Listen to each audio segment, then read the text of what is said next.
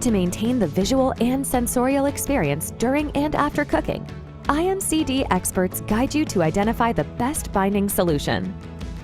Our pilot plant in Thailand is equipped like a microfactory to process and test formulations in real-life conditions that mirror your industrial processing steps. High moisture extrusion, HME, is the only new advanced technology that allows the production of structured meat and fish analogs. The partnership of IMCD and SG Protein, a Singapore-based contract manufacturing platform for HME meat and fish analogs, gives you unique access to this technology to scale your business while staying asset light. The food and nutrition team is deeply connected to the vibrant ecosystem of plant-based alternatives through institutions and industry experts. Our partners can benefit from our expertise, get the latest learnings, and seize the opportunity. Speak to us today for your next plant-based innovation.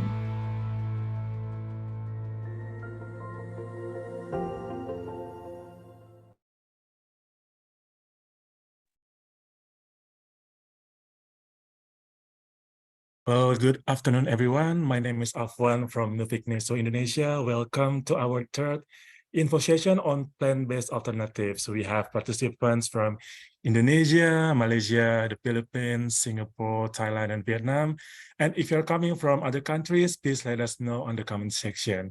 This info session is part of the Green Food Contest, your chance to win a full scholarship to undertake Masters in Plant Biology at Nanyang Technological University, Singapore. This competition is initiated by IMCD through its IMCD Cares program in cooperation with Nuffic Southeast Asia and Nanyang Technological University. Our moderator for this session is Mr. Ulil Ahsan, sorry, or Ulil. He is the alumni of Wageningen University and research in the Netherlands. Now he's working for Ricolto Indonesia as Good Food for Cities program coordinator. Please welcome our moderator, Mr. Muhammad Ulil Ahsan. Ulil, the stage is yours. Yeah, thank you, Mas Ahwan. Hello, everyone. My name is Ulil. I'm based in Denpasar, Bali. I'm currently working as a Good Food for Cities program team at Ricolto in Indonesia. Ricolto is an international NGO that focuses on promoting sustainable food systems. And I'm so honored to be moderating this third info sessions of a Green Food Contest. And yeah, today's session, we have amazing speakers joining with us from different sectors who will discuss about the ecosystem, its prospect, and markets of green sustainable food industry in Southeast Asia. Here we have, I think it's Mr. Emmanuel here. I think not yet. Yeah, we have first Mr. Emmanuel, maybe will joining us later, and then second we have Bu Indi, Bu Indi Hardono from scholarship coordinator of Nuffic Nation, and the third is Mr. Firmansyah Mastup, co-founder Jakarta Vegan Guide, Matt Grass and Matt for Coffee, and Miss Felicia Cristianti, from Insight and Innovation Analyst of Innova Market Insights. And we also have Professor Nguyen Phet Long, Associate Professor Crop Science and Director of International Cooperation Office of Vietnam National University of Agriculture. So those are very amazing speakers, and then we'll share as their perspective on plant-based alternative food in Southeast Asia. And yeah, we have Mr. Emmanuel here. Yeah. Hello. Yes, I'm finally there. Finally. Hi, welcome, Mr. Emmanuel. So yeah, it's without any further ado, so I will give the screen first to Mr. Emmanuel Colette to share with us about the IMCD and then plant-based alternative food and the green food context. And then maybe you can introduce yourself and then IMCD for us. The screen is yours, Mr. Emmanuel. Sure, thank you very much. And I hope everyone can hear me okay. So my name is Emmanuel. I'm heading the food and nutrition business of IMCD for Asia Pacific. Now I'm part of IMCD for a bit more than 10 years now. Time is flying, and I've been working in the food industry for 20 years. I have a food background in B2C, B2B, and so who is IMCD? IMCD is a world-leading distributor of specialty chemicals and ingredients, and we run a global business. Our headquarters are in the Netherlands, Rotterdam, on industrial activities and life science. And part of these life science activities are food and nutrition. So what we do, our mission is to, first of all, distribute products from producers, world-leading producers of ingredients, towards the food players in the various countries of the globe. So our first mission, let's say, is a logistic mission, and our core business is much more focused on medium-sized and smaller-sized customers, including startups till that level. But on top of this logistic approach, added value, real added value is focused on the consulting or the support in terms of formulation expertise to support the R&D people within our customers. So formulation, then marketing support and regulatory support where it makes sense. So we bring that to our customers through concept developments, through formulation and marketing recommendation. So by being active and related to consumer trends, we are working on various key drivers for the industry. One of these key drivers globally and regionally are around healthier products, functional food, how to increase the nutritional content of the products in the various segments. And another one, which could cover, by the way, also this healthier aspect, is connected to the plant-based alternatives. Why plant-based alternatives? And I'm sure that we're gonna dig into these topics with Felicia later on. Because first of all, there is a real concern globally, regionally, and in various countries around the sustainability of the food system and the food supply. So that's one of the first aspects. And to find alternatives to the animal-based protein is really a key point. Then for the consumers and our customers, the plant-based alternatives needs to be good and to have a good taste. So that's the first criteria of choice. Then these alternatives should be balanced also on the health point of view and being appealing. So that's how and where we need these companies in developing their business. And so down to, or beside this approach, we are heavily connected to various stakeholders active on that. We are also helping our people to grow their expertise internally. And we came to the idea that we would like to contribute and to be also a direct enabler within the ecosystem of the players active on plant-based alternatives. So that's how this idea of a green food contest through our discussions also with Nuffic popped up.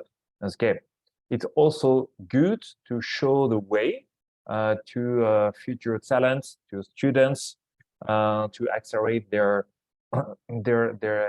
expertise, to extend their knowledge and know-how into that world, not only because they will be a key contributor into this ecosystem, but because also it will give them opportunities in the academical world, in the business world, and to be part of IMCD, and there are many other players, MNCs.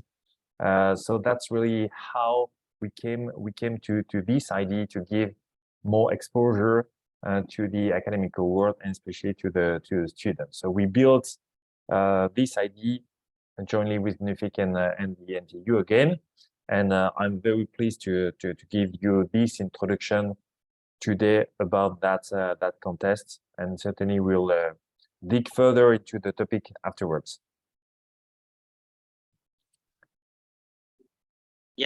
Thank you, Mr. Emmanuel. That's very interesting explanation about the plant-based alternative food and then IMCD works. And then I think continuing, Mr. Emmanuel, I think next let's hear from Ibu Indi Hardono from Nuffic NESO about this green food context. Contest. What's special about this contest, and then why young people or fresh graduate out there should join this contest? Bu Indi Hardono, the screen is yours. Okay, thank you, Lil. Maybe Afwan, could you share I have some slides. I won't take much of your time, perhaps only 5 minutes, because actually the main speakers are the later ones. Yeah. So I just would like to give you an overview of the contest itself. This is our cooperation with IMCD. So Nuffic, we refer ourselves as Nuffic Southeast Asia, has been requested and has been appointed to implement, to coordinate the implementation of this program, of this green food contest. Yeah.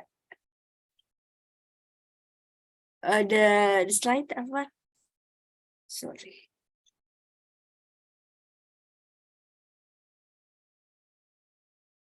Can you see it? I can't, because I cannot see it. Okay, so yeah, well, okay, yeah. Yeah, put it in the screen. Yeah, okay. So the green food contest, next. Yeah. So Nuffic as the coordinator of this of implementation of this competition. Next. So it is a competition. So what do you have to submit to us? It is basically an idea, your idea about plant-based alternatives, which you have to put into a proposal. Yeah. So the proposal would address. We try to structure the proposal in such a way to make it easier for you. So you could write it from the point of view, what kind of plant-based alternatives do you propose? How do the upstream and downstream component of your idea look like? How would your idea contribute to the sustainable food industry? And whether it respects, take into account a nation-style culinary heritage. Those are among the points that you could elaborate in your proposal. Yeah? So if there's a contest, there's a prize. This what makes it very interesting, because the prize is a full scholarship program to study Master of Science by research in the field or in the study program Plant Biology at Nanyang Technological University in Singapore. For the information about the NTU, particularly for Plant Biology study program, you could refer to this link. Yeah. So as Emmanuel mentioned, IMCD, this program is part of IMCD Cares program. Yeah, next. Yeah, next. If we have a competition or a selection, so to speak, there must be some criteria or requirement that you have to fulfill. Next, Afwan. Yeah. What are the criteria and the requirement that you have to fulfill? So first of all, you would have to have the nationality of 6 countries in Southeast Asia region, which is Indonesia, Thailand, the Philippines, and also perhaps next, yeah. Thailand. There are 6 countries available, eligible for this competition. Yeah. And you should have the bachelor degree and graduated minimum in honors or distinction. And you have to have a valid GRE score, which is valid for 5 years, and also English proficiency, either IBT TOEFL or IELTS score, which is valid for 2 years. And so basically this program targets the fresh graduate and soon to be graduating students. Yeah. Next. Yeah. And how would you submit the application? It's an online application. which we have already prepared, called Delta Nuffic. So when you have all the documents ready, you can submit your application through Delta system. Yeah, and the required documents that you would have to submit is, of course, the copy of your passport, and then academic transcript and certificate. If you still have it in your native language, then you have to have it translated into English, and also valid English program, as I mentioned, valid English score. Sorry, for applicant whose native language is not English. So only the ones from the students from Singapore who are exempted in this case, and also for GRE result, and of course the proposal itself, which we think 2 or 3 pages long would be sufficient. So between 800 to 1300 words, which address your ideas about plant-based alternative. And the deadline for the application would be on the 5th of January 2023. Okay, next.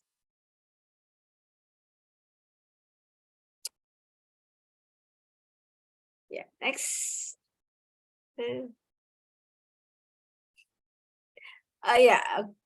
Okay, so this is the timeline.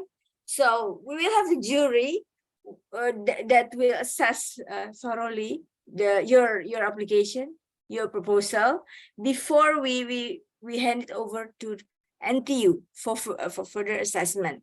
And after that, the final assessment done by the jury. And an announcement will be on May 2023 in Singapore. So the winner will be invited to Singapore if he's from Singapore. And then because the study commencement will take place in the next academic year, which is August 2023. I think that's about it. You can ask later, because you have quite many speakers. I don't want to take much of your time. These are some important websites and things that you could refer to, and you can also put questions to us. Okay, Ulil, I think for the time being, that should be enough. Thank you. Thank you, Bu Indi, for the brief information about the green food contest. I think everyone can see it in the website of Nuffic National. So in the Instagram and Twitter and many social media, that it's very clear information about this context. So let's move to the next sessions. So many questions about plant-based food. What kind of products could be produced from plant-based food, and how is the trend?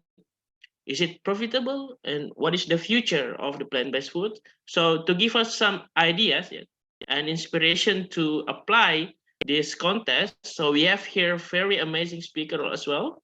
We have Mr. Firmansyah Mastap. Yeah, a very inspiring young entrepreneur who started his business journey in vegan food, promoting lifestyle of vegan in Indonesia through his business and activities. Firman will share with us his experience in vegan business and catalyzing the movement in Indonesia. Thank you for joining us, Mas Firman. Can you hear me? Yes, can you hear me? Yes, good. Wow, nice batik. Yeah. Okay, without any further ado, and I will give the screen for Mas Firman. Do you have any presentations? Yes, I think Yeah, I'm sure. trying to. Okay, maybe around 10 minutes, Mas Firman. Yeah. Sure. Please. All right. Thank you, Alil, for the introduction. And hi, everyone. My name is Firman, and I'm the co-founder of Jakarta Vegan Guide, as well as Medgrass and Medbar Coffee. So I'm just going to share a little bit about how we started. But before that, maybe can I ask you guys some question? Is anyone here vegan or vegetarian, or maybe only 4? I mean, maybe you can just reply on the comments so I can just see what's, the knowledge that that we have here. So it's just interesting to know, I think. Vegetarian, okay. All right, so little bit about Jakarta Vegan Guide. So we started back in 2018.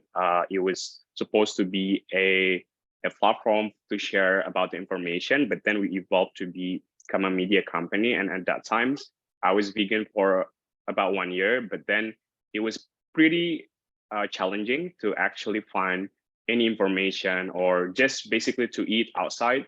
I think the information is very hard. And also I think the option was very limited. And I think that's the reason why we decided to start the platform in 2018. And then after just about 1 year, I think we saw the community grow. And then also I think the acceptance of the lifestyle is getting more accepted. So in 2020, basically we decided to do it full time. And our vision is actually to be the leading media that focus on a plant-based, not only in Indonesia, but also in Southeast Asia.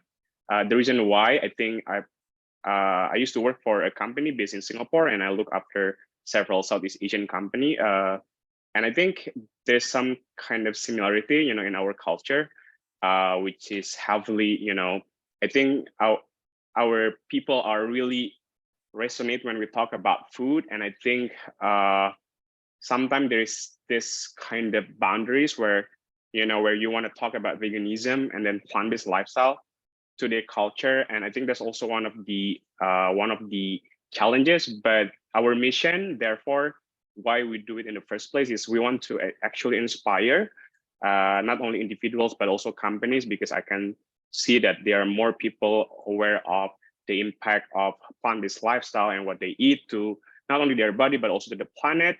And also, I think in Jakarta, we've been doing this for almost 5 years now. And I think by having this platform, we also want to create a more competitive and also more sustainable ecosystem in Indonesia, while also empowering the people that actually, trying to do a much better things, in the society by promoting sustainability or health in our community. So of course, our core value is all about promoting the benefit of plant-based diet. And then we also want to empower people to live more sustainably. And this is also a topic that's quite important for us, which is to, I think, educate people about the animal welfare, which is, I think, still very poor in Indonesia, as well as in other several Southeast Asian countries. So this is our journey. So we started in 2018.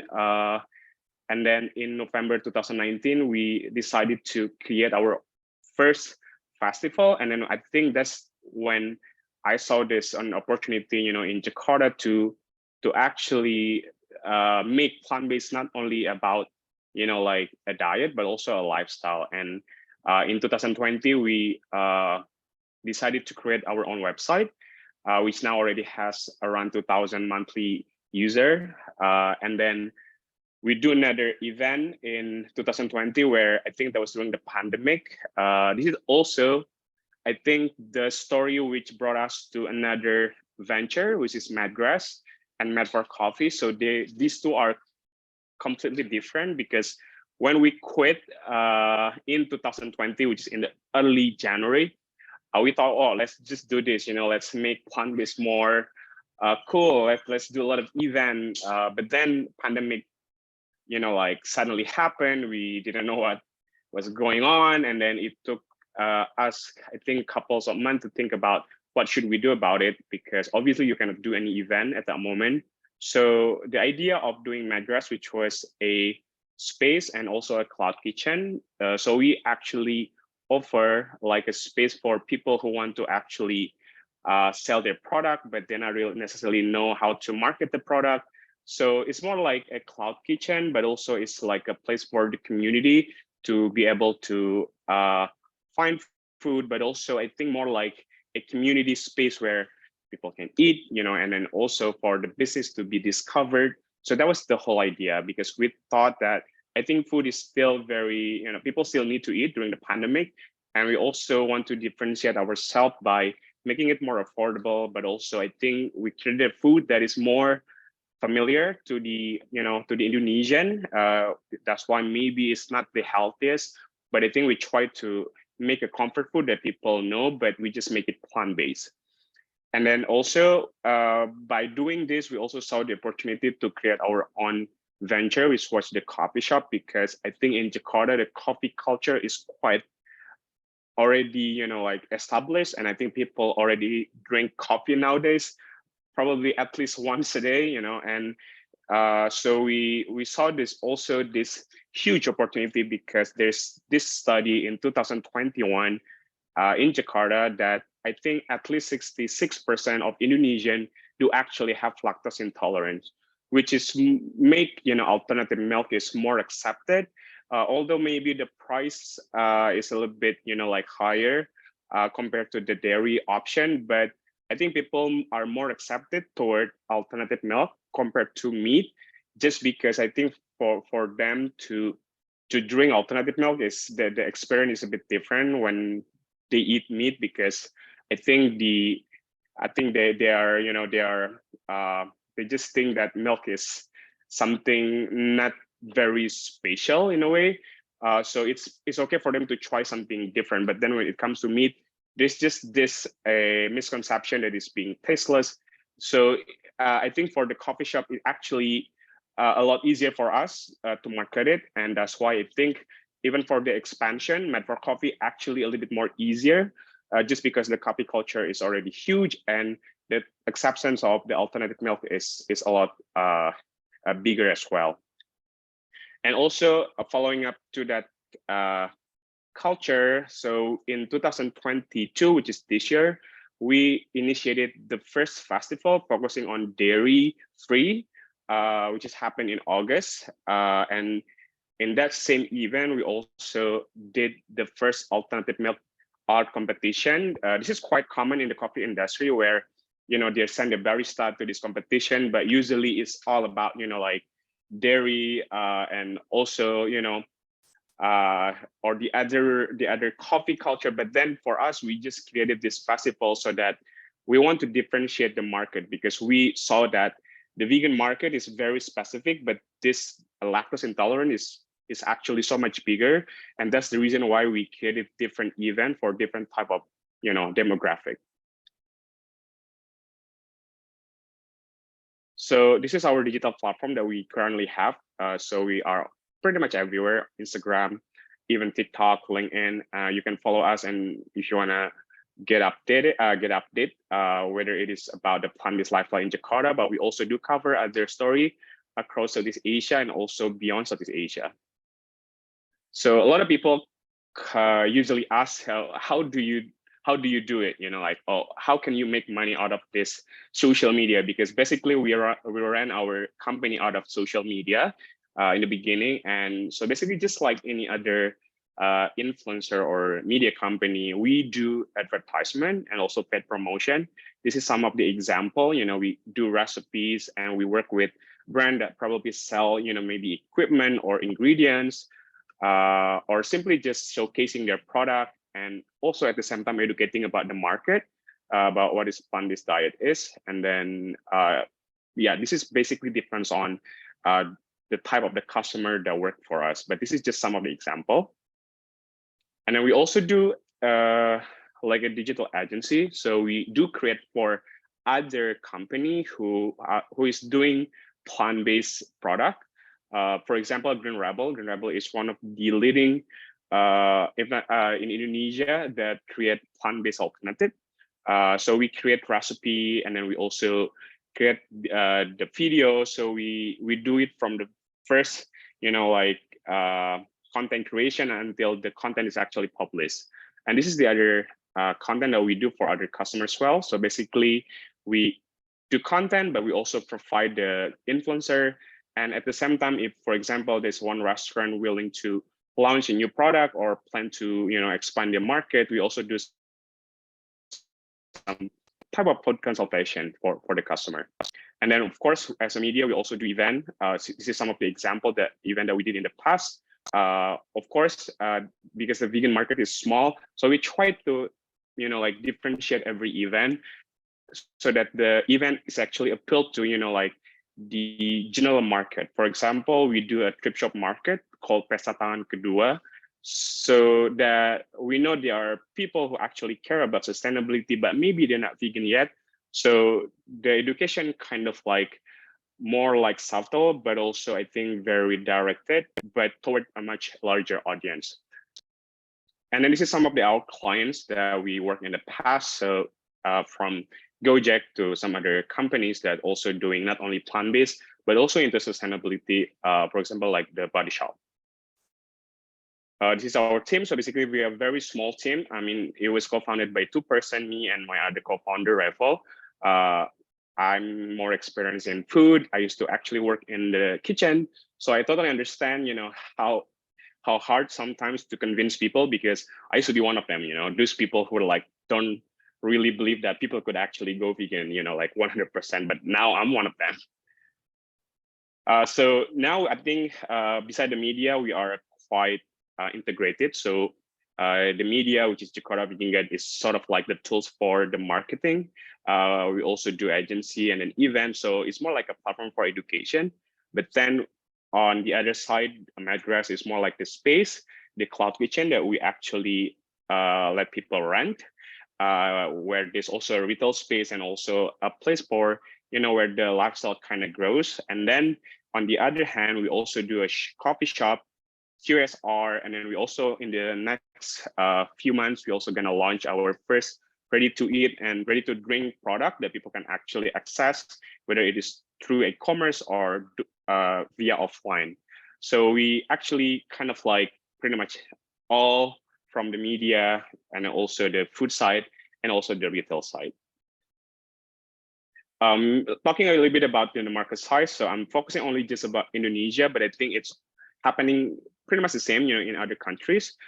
So Indonesian actually more, I think now kind of going toward there, but I know in different area will be a bit different. But I think a lot of studies actually show that people are actually tend to eat more plant-based in the next few years. And then this is also, I think, the highlight that happened in 2022.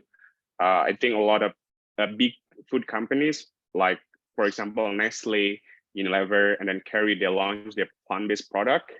And also, I think if you go to your nearest supermarket, maybe in Singapore or Malaysia, there's also now a huge brand that just basically launched earlier this year outside, probably already like in every shelves in the supermarket. They're actually doing amazing, and they just launched this year. Their product is basically oat milk.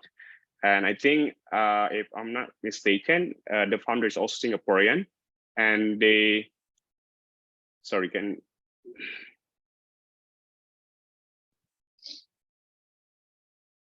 yeah, and then I think, again, as I mentioned earlier, I think a lot of people are more tend to try alternative milk, which I'm going to share, like, what are the challenges, why people may be a little bit, difficult to try the meat.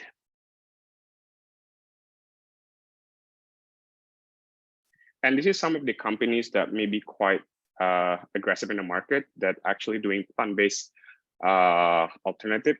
So there's a Green Rebel based in Jakarta. There are some other notable brand, I think in Singapore, like Tyndall, or in Thailand. I think they also have Let's Plant Meat. But this is some of the company that are based in Indonesia. Beside Arumi, they are all doing plant-based meat. Arumi, I think they are different. They are doing cashew milk, so it's alternative milk. And I think this is the key issue that I found, I think, in Indonesia, but also probably works in other market too. I think the first is the market awareness. I think education about plant-based is still very low, and there's so many misconceptions. And I think I've been in the business for the last 5 years, and not only the consumer, I think, have the misconception, but the funny thing is when you go to the distributor or the employee of this big company who are actually have this plant-based product, they don't necessarily have the right knowledge. Some of them, they don't even know what's the difference between vegetarian, vegan, or plant-based. And now with plant-based diet has like 2 different definitions. It even confuses them, So I think there's this low market awareness, in the market, which make plant-based lifestyles harder to be, accepted, at least in Indonesia. And then there's so many media outside our media that actually doing, I mean, sometimes they're doing good, but most of the time they are not giving the right information, which even confuses them even more. Basically with, like some scare tactics, make people scared to try plant-based, or even, like made plant-based is something like an elitist thing or expensive without any evidence-based research. So this is some kind of problem, which I'm sure happens not only in Indonesia, but also in other market. And the next thing in Indonesia, I think, and also some other Southeast Asian country, I think we are very unique. I think for us to penetrate to a bigger market, I think you need to understand that there's this unique,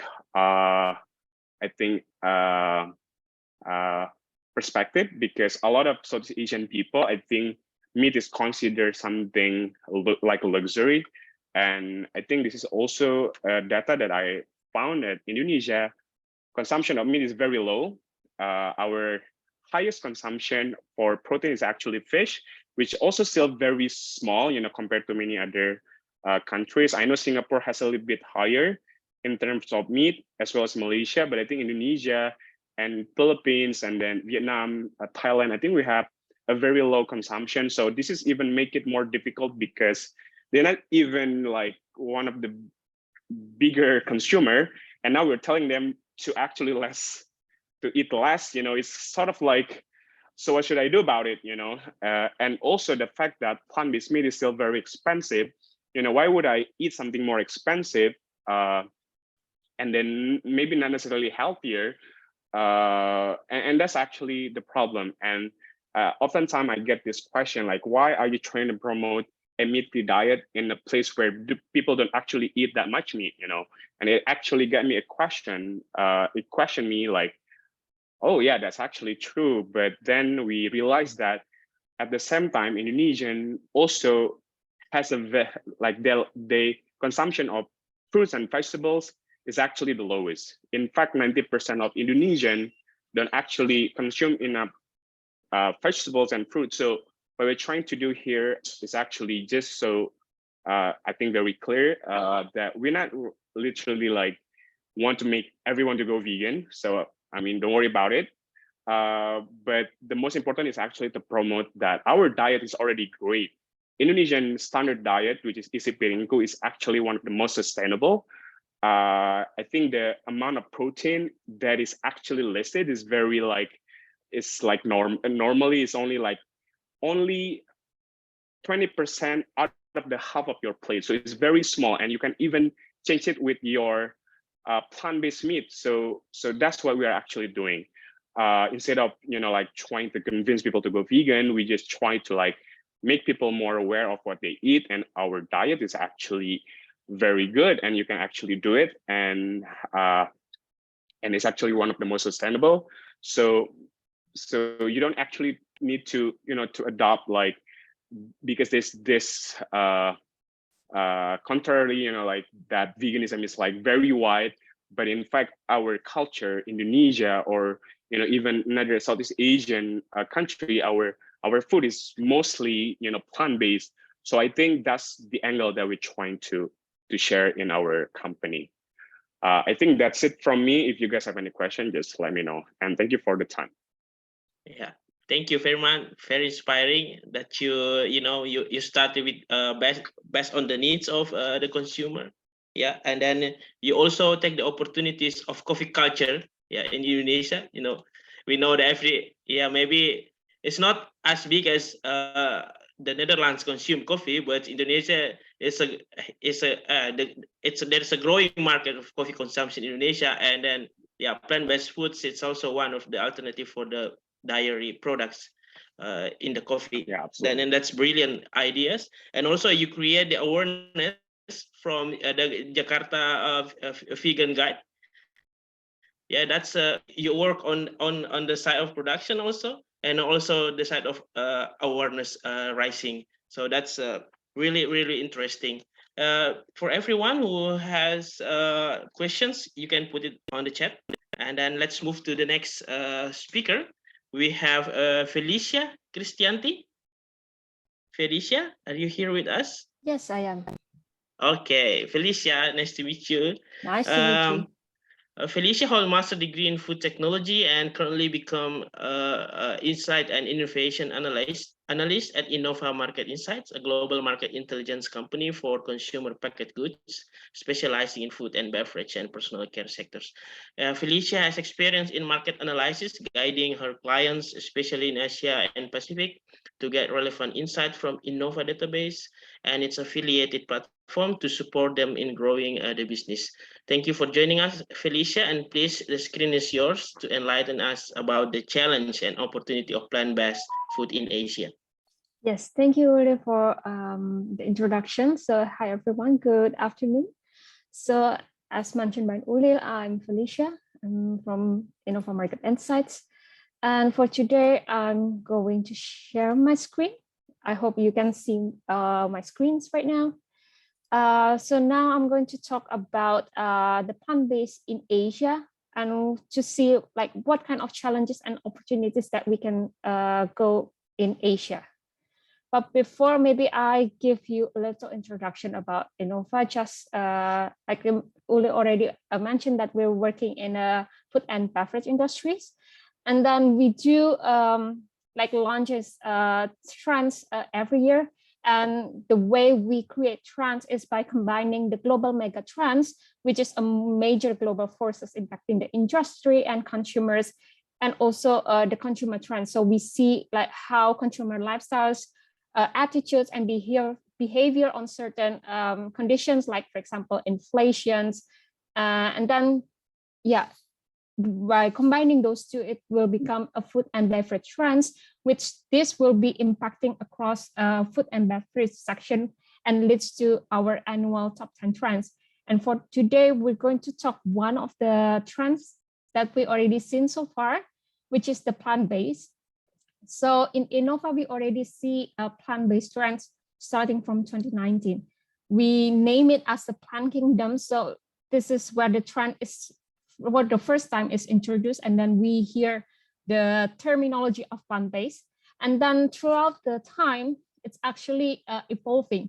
So 2020, it's become the plant-based revolution. 2021, focusing on the plant protein itself. So we're not only looking soybean as the plant protein, but other protein like pea protein, oat protein as well. And then on 2022, for this year, is where we call like plant-based is become the canvas for innovation. So focusing on the nutritional and sustainability that is play a bigger role as brands, and we find the next generation of plant-based food. So when we ask our consumers in Asia, for what reason would you consider plant-based alternatives? Of course, not surprised that the reason for healthier has become the key driver. We see that, for example, in 2020 until 2022, it's still the key driver. But what changes is actually the reason for it is better for the planet. You see that in 2020, it became the third reason, but starting from 2021, it's shift into the second reasons. And even for, if I look at our data for 2022, the portion of the reason of it is better for the planet is even bigger than 2021. And I personally can conclude that it seems that consumer in Asia is now paying attention also to the healthy of the planet. Like for example, one of the example on the right-hand side, plant-based milk. So it's really spotting light on the environmental sustainability. They mentioned that it is kind to animals, better for farmers, and sustainable for our planet. So it is a really nice example focusing on environmental coming from India. And then when we're talking about what kind of food and beverage category that is most accepted by Asia, I think it's already been mentioned in the previous speaker that milk alternatives will be chosen. Like for example, 57% of consumer in Asia chose milk as category to consume plant-based alternatives, and it's slightly even bigger compared to meat. It's only like 40% of meat as category to consume plant-based alternatives. And when we're focusing on the milk alternative itself, we see that in the supermarket, we see milk alternatives with soy protein, like soybean. And then also the trendy one is almond milk. And I think the thing that is need to watch out in the future is oat milk. And we already see the evidence like early this year, especially in Indonesia. There's a brand called Outside. It's already launched in the market. And we see like more and more like Oatly, Alpro is also having a nice communication on how to mention that it's not a milk, but instead it is a plant milk. So this is like really a nice idea.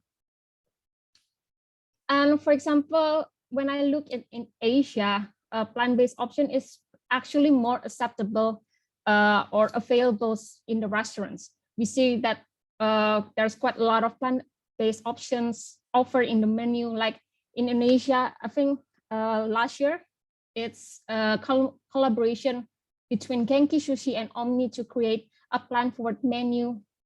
And then also Green Rebels with Domino's, so a collaboration to create a meatless pizza. Last year, we already heard that Burger King is also created a plant-based Whopper. And then in some part of Asia, Unlimited is also a company that works in plant-based alternatives. They also doing a collaboration with Sukiya, so they offer a plant-based option as well. And not only until that, there's also investment and research, like for example, happening on the right-hand side, there's a record of $5 billion invested in alternative protein in 2021. And APEC is actually the fastest growing region to plant-based alternatives. And then although in Asia, it's more focusing on the milk alternatives, the meat alternatives, but we see there's some of the food and beverage categories also doing the same. Like for example, we see in Malaysia, there's also plant-based ready meal kits.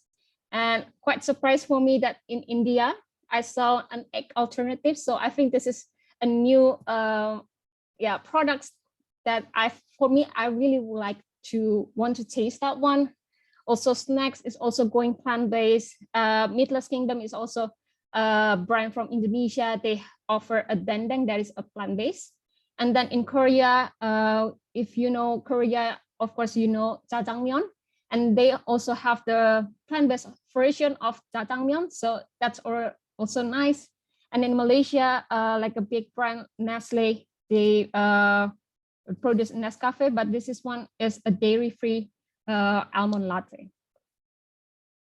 So of course, we already know like why people are looking for plant-based alternatives, but what we have to pay attention more, and I think this will be a homework for all of us, is that the reason why they keep buying plant-based alternatives. Not quite surprised for me that the reason for poor taste and texture is become the driver of it. We see that if we ask people like, why don't you buy it? They of course says like, I don't like the taste, I don't like the texture. And it's also understandable because they're also quite, don't know, misconception about the plant-based itself, other than like, for example, poor nutritional value, ingredients quality. Also, we see that products with plant-based is usually have more additives, so it's considered as not healthy as well. Food safety is also playing roles in there, and not surprised as well talking about price, because usually plant-based products will be much expensive compared to the counterparts. But we do also have like try to overcome the poor taste and texture problem. So we see already the sweet spot to find or meet the higher quality plant-based alternatives. Like for example, to improve the taste and texture, they put yeast ingredients. So the products become better in taste, better in texture. And also there's already talking about hybrid. So hybrid products is actually a combination of meat products and plant products. They combine it together, and it seems also works to improve the taste and textures. And then what's next actually for Asia? So we already see, like, I think this is can become a global inspiration. If we take a look at the Western market itself, there's quite a lot of products already going into plant-based. Like, of course, there's an egg alternatives, ice cream that become plant-based, and then cream, like cooking cream, that's also going plant-based.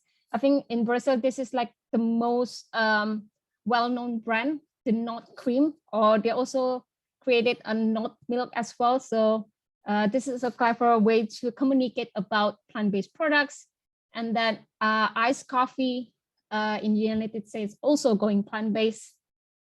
And of course, trends is not always being standalone, but they always interlacing with other trends to make it more interesting. Like, for example, combination with our trends number 8 for 2022, which is amplified experiences. So we see there's a combination of plant-based claim with a premium and indulgent claim together. Like, for example, in India, they create an ice cream that is 75 less sugar compared to the regular ice cream, but this is also having a prebiotic that is also, we know that it's also good for your gut, and also plant-based. And then also a combination with the technology. So to intuit consumer in Asia, it's actually open to new technologies now that they already seen what is brought to plant-based innovation. Like, for example, in March this year, there's Singapore that's creating a Just Egg, the largest plant protein factory in Singapore, to open within the next 2 years. And also, I think last year in Israel, they created, they're using a red microalgae to create or simulate a bleeding experience in plant-based meats. So I think that will conclude my presentation. So thank you for listening. If you have any question, then please feel free to reach out to me. Thank you for your time. Thank you, Felicia. It's really interesting presentation from you. You explained about the key drivers, about the plant-based alternative, and then also the challenge, those 3 challenges that you mentioned about. And then also what's very interesting, it's the last point that you mentioned, it's the combination of trends.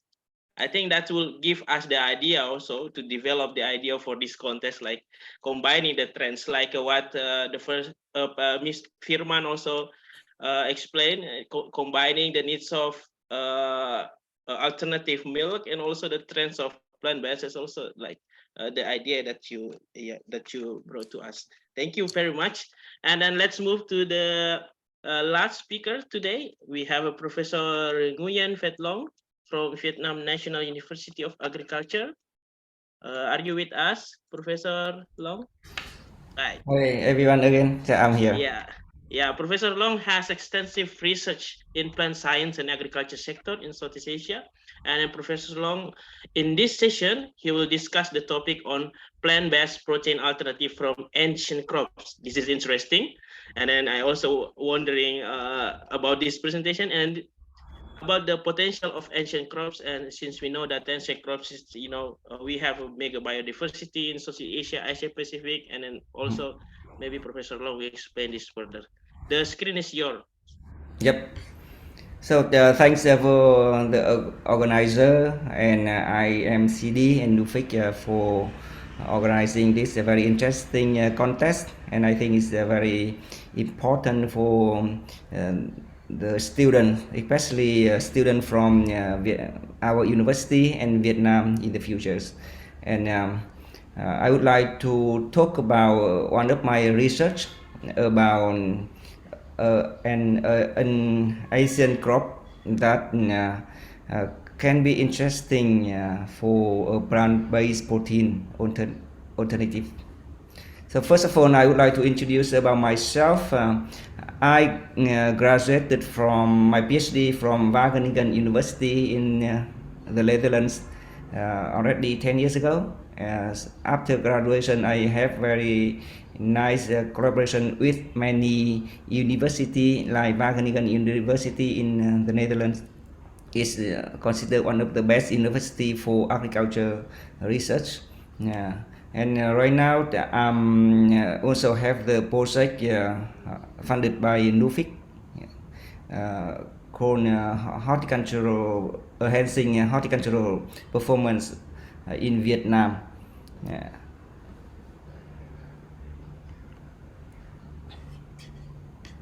Yep. So the content of the presentation is I will talk about plant-based protein, a new strategic area for future sustainable development and innovation, and some of my research on quinoa plants. Yeah. So why protein so important? I will skip it. I think everyone already know very well. And protein sources, I think everyone also know that we have several kinds of sources, including meat and plant-based protein. And interesting that we see from previous presentation in plant-based protein we have very diverse resources, and also in Asia we have a lot of kind of products. So I searched on Google today about plant-based protein, and very interesting that I received 500 million result within 50 seconds. So and also previous speaker also showing that this is already very popular in some part of the world, but in my country and also my students, I don't think it was already well aware and also a good habit yet. So yeah. So I think this is a lot of room for research and for development. And I researched about crop science, and there are many crops that already popular that contribute to proteins, like bean is we know very well that soybean, green bean contribute a lot of proteins, rice, corn, and so on. But I don't think many people know yet about quinoa, especially since 10 years ago. Quinoa not so popular yet, but it's very interesting crops for alternative proteins from plants. So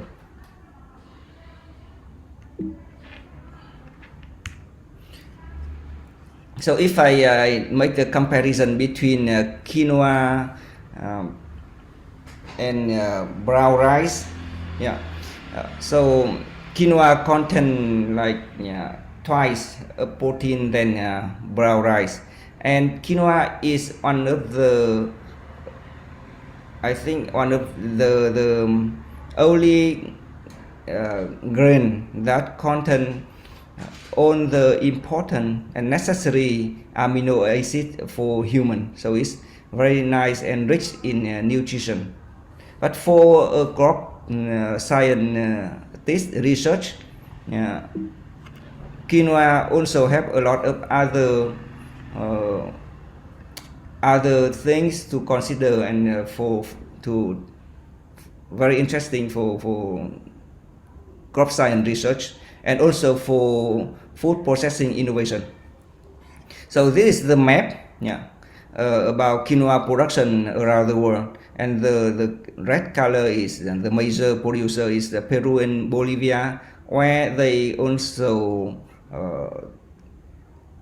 agree that quinoa already domesticated about 7,000 to 8,000 years ago. So it's already very old crops. Comparing to rice, in Asia, most of people eat rice every day. Rice is domesticated about 4,000 years ago. So quinoa is 2 times older than rice. Yeah. When people start growing them, producing the crops. And after already centuries of neglect, until this century, in 2013, United Nations informed that this is the year of quinoa, because this is so interesting crop. It produce a lot of nutrient value, very rich in protein and other amino acids and vitamin. But this in agronomy, it has a lot of good characteristics, especially for climate change adaptation. For instance, they found that quinoa can be grown from lowland, from delta, like sea level, up to 4,000 meter high in the mountains. And it can survive under the condition with the rainfall only 150 meters. So, for instance, Vietnam on average we have 2,000 rainfall per year, 2,000 meter of rainfall per year, but quinoa can be grown like in the desert condition that has very little rain, and also it can survive at the condition of -4 degree up to 38 degree, and one of the most tolerant crop to salinity. Yeah, and from the research of Chile and the Netherlands scientists, they already found that quinoa can be processed into 400 different products, traditional products, and with more advanced technology processing products. So I think people will think that quinoa is so interesting for future food and crops, for climate change and for sustainable development. Yeah, so my research group at Vietnam National University of Agriculture, because before we don't have quinoa crops yet in Vietnam, it's original in Latin America, and it's grow a lot in Europe. So we, through international cooperation, we received like more than 60 different varieties. So we start researching about the characteristic and group them into different genetic groups for further research. Yeah, and not only study on the above ground characteristic, we focus very much on the root system. So we would like to understand how quinoa can survive under very high salinity in the soil, or can survive under drought condition, so that we can introduce these crops in the area that other crops cannot be grown. Because when we introduce quinoa to Vietnam, it will be difficult to compete with the current food yet. So we think that the smarter way is to introduce quinoa in the condition, the location that so dry or so sunlight or so cold that other crops is difficult to grow. So we start try to understand and select the varieties that can adapt to the difficult condition. And we also have a lot of good publication in very good journal of the world. Yeah, so this is our research, few crops in my university, and also this is one of our current student, the last year student, trying also to study quinoa under flooding condition. So this is can be one of the very early research of quinoa flooding condition. Yeah. So this is the photo under the, also we collaborate with Nuffic to organize the training on quinoa production and research. And this photo during the training with Nuffic. Yeah.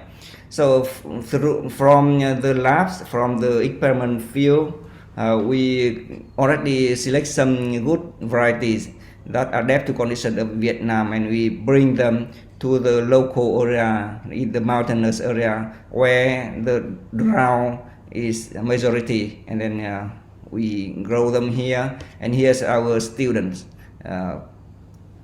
doing experiment from the mountainous area. It is around 5-hour driving from university. Yeah, it is also in the central highland with the student and researcher at another university that have collaboration with us growing quinoa over there. Yeah, and also we test them in Mekong Delta, where we have big problem with climate change and salinity. Yeah. Okay, so through this the research and collaboration, we have a lot of nice collaboration all around the world. This is the collaboration with Argentina researcher, and we have chance to visit Argentina, the country that football is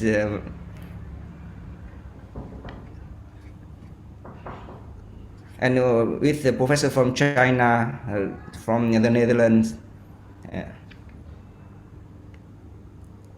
So thank you very much. I have just briefly introduced about one of our research direction and some result about the crops. This is very old crops, but recently becoming quite important for food and for climate change condition. Yeah. Thank you. Thank you, Professor Long. It's very interesting presentation regarding ancient crops. So it's also important that, especially in Southeast Asia, in the world also, we have a lot of ancient crops that has, high protein than the current, the current maybe grains, that has spread in all over the world. And then your research about the quinoa explain about the condition also that required by quinoa to grow, especially during the climate change right now. And then I think in Southeast Asia, in the Philippines, in Vietnam, Indonesia, for example, maybe we have like a millet, sorghum, something like that, that has higher protein as well, that need to be explored more. I think, and the participants today also coming from different country, different subjects, from food technology, agriculture, food microbiology, and then there are potential issues that need to be explored further, and different growing ecosystem varieties becoming factors of the contents, properties, and maybe the taste of plant-based food. That's important research also that need to be further explored. Thank you, Professor Long. Now, Thank you. maybe we will give a chance for the participant to ask questions. Is there any question for the speakers?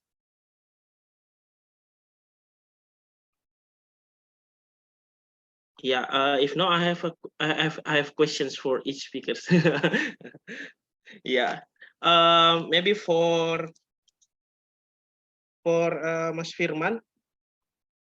Yeah, or for all of the speakers, Felicia, Mas Firman, and Professor Long.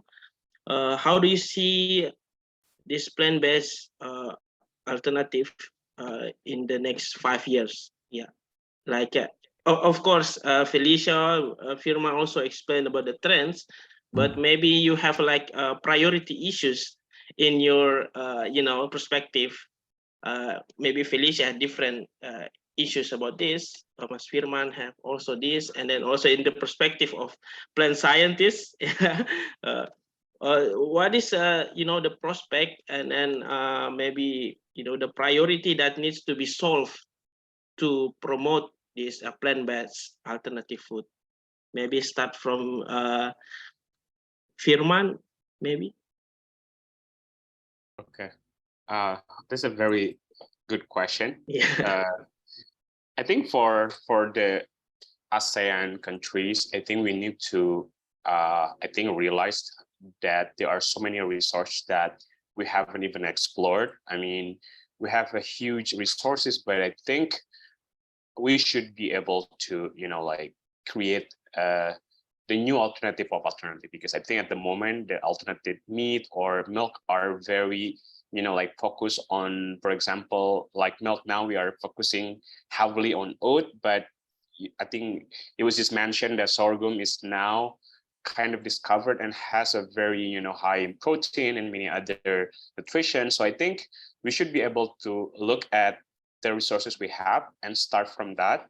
And also, I think the way we really approach the market, I think we should kind of change it, because now every plant-based alternative or a meat alternative, they're all talking about this is made from plants, this is more sustainable, it tastes like meat. It's getting more repetitive, and I think people are already kind of sick of it already. I think we should be able to do something different, and maybe even not focusing on the three, like main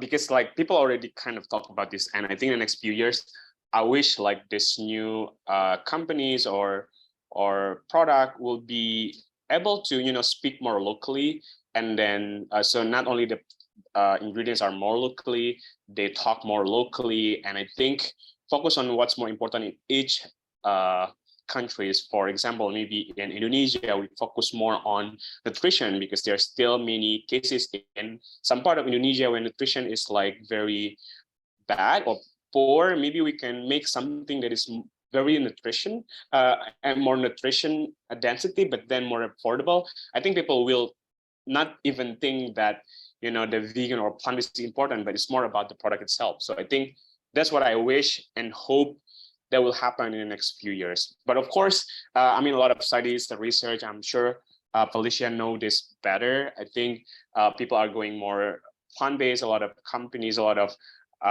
countries, they are going toward that direction. But I think when it comes to the market, which I face every single day, there's one time when I attend an event and sell the product, when I say it's vegan, people just said, walk away from my booth, But then when I don't mention about anything, like just make it as it is, people actually come back for the second time. And then the second time I mentioned, this is actually plant-based. And people like, oh, really? I didn't know that. I mean, if I knew it was vegan, I would just walk away. So, there's supposed to be like different kind of approach so that make people, try, the food without even having to educate them about the sustainability and, like all of these boring things that maybe people don't really care, Yeah. If I can bounce back on what you just mentioned, because that's really interesting, and I absolutely concur on this point. For now, what we see in the industry basically is mimicking animal-based products. So we are trying, and the first was of course in US by mimicking burgers, and we also see here now also in Asia we see copy paste of satay or dendeng or bakwa, etc. Why not? It's a first step, because your question was about what will be in 5 years' time. Yes, I think and I hope as well that in 5 years' time it will be disconnected. So these plant-based products will be plant-based as such, and they will be developed to reach a certain taste. And I fully agree, it's really important in Asia, especially, that these tastes make sense because it's connected to the culture, to the diet habits, and to the local taste. So if we can connect that with local sourcing, it will make even more sense, of course, because there will be this connection with taste, which is the case today with the soy, of course, but there could be the new crop that we're talking about. Health and the health product, which is not that easy, to, I think, Firman, you mentioned that, to have the same nutritional composition or content as animal-based products, it's not easy because it's pretty rich in all the nutrients. So matching that it's not an easy task, but it will be mandatory. Fibers, minerals, of course the protein, but also the fat, and the good fat content will be really important. And overall, the positioning on the the purpose, let's say, will make sense. So, and you have an excellent example, of course, in Indonesia with Burger Greens, because they have been able to be really smart in the communication around the ethical approach, and especially the environmental claims or communication on pack, which says for the students who have not seen that if you buy this product, you will contribute directly as a consumer to save these amounts of carbon or these amounts of water. And I think in 5 years' time, this will be a standard. So we know, and we've all seen this standard for the nutritional content, either with healthier choice logos or the Nutri scoring or whatever kind. It will be the same with the ethical approach, environmental, animal welfare consideration. So this will be really a holistic approach, taste, of course, nutritional content, and the entire ethical approach. And of course, for Asia, it should be connected with local sourcing and yeah, really in a holistic approach. Yeah, thank you, Emmanuel. That you added the points that in the future, in the maybe next 5 years, the holistic approach will be, become the standard, ethical, the culture as well, nutritional contents, and social aspect maybe about the sourcing. And then, yeah, I think that's a very good points from you. And then, thank you. And then next, Felicia, maybe. Yes. Yeah, I think if you're talking about priority, maybe because I mentioned about purchase and texture, that will become #1 priority to work on. But if you're talking about what's happened in 5 years, let's say, I think it's going to be plant-based is not only mimicking, like Emmanuel said, it's going to be like a plant-based as a standalone. So I already mentioned that there's already some kind of products, especially in the Western market, that is not only mimicking, but going plant-based, like really standalone. So that's also what happens. And I think I also agree with Emmanuel that perhaps it has like companies and also a manufacturing house also become transparent. Like, for example, I know that there's one of our trends, it's called Positively Imperfect. So by telling, like, I know that going plant-based is really hard to match, for example, the nutrition value, but we try our best to help the environment, let's say. And I believe that consumers actually appreciate of this kind of transparency. And maybe by doing this transparency, people will start moving like, okay, we appreciate we buying and so and so. So that's from my thought. I think I remember one quote like, we need to love the way it is, plant-based. Yeah, but it takes process, of course. Falling in love takes process. As you said, we need to create awareness and then making it more transparent in the value chains, for example, maybe. So yeah, it takes process, and then but yeah, it's really good point from Felicia. And then last, Professor Long. Yes.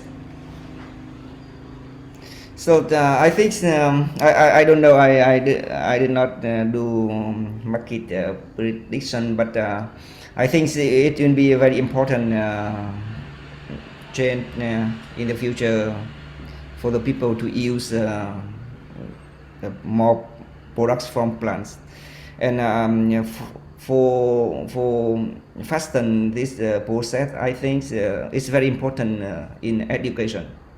So university could apply or develop more training program, degree program, but also short training program for students in these topics and related topics. And also in Vietnam, we have a lot of farmer producing different crops, and I think training for farmer is important as well. So this is the role of Nuffic and a similar organization, and my university will be very happy to collaborate with Nuffic and company to develop training program like this. Yep. Thank you.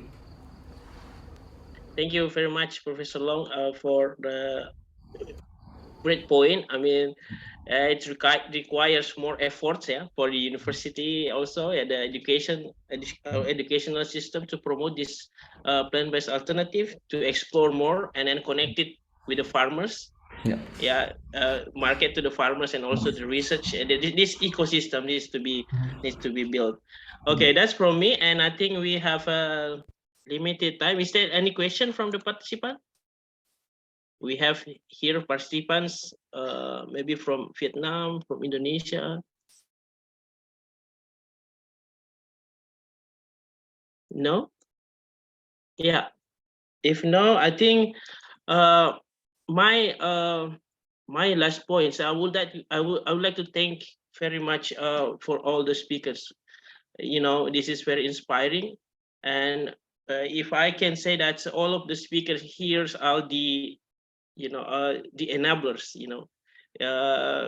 the frontiers of plant-based food in Southeast Asia is, for example, IMCD for initiating this idea, the food context, and then sharing the idea, becoming a more proactive enablers in promoting plant-based food. We have here Firman with the Jakarta Vegan Guides, very inspiring, improving awareness of people on vegan, and Felicia also with the analysis, research, and then promoting more trends, market trends for plant-based, and also Professor Long here consistently doing research on quinoa and zinc crops with the higher proteins, that's our challenge in Southeast Asia, lack of protein and macronutrients. Also, it's a nutritional problem. And thank you so much for all of the speakers today. And I hope you can meet again. And then I bring the screen to Mas Ahwan. Thank you. Okay, well, thank you, Ulil, and all speakers. We hope all participants are feeling encouraged and feeling inspired to learn more about the plant-based food alternatives, or maybe to consider adopting plant-based diet.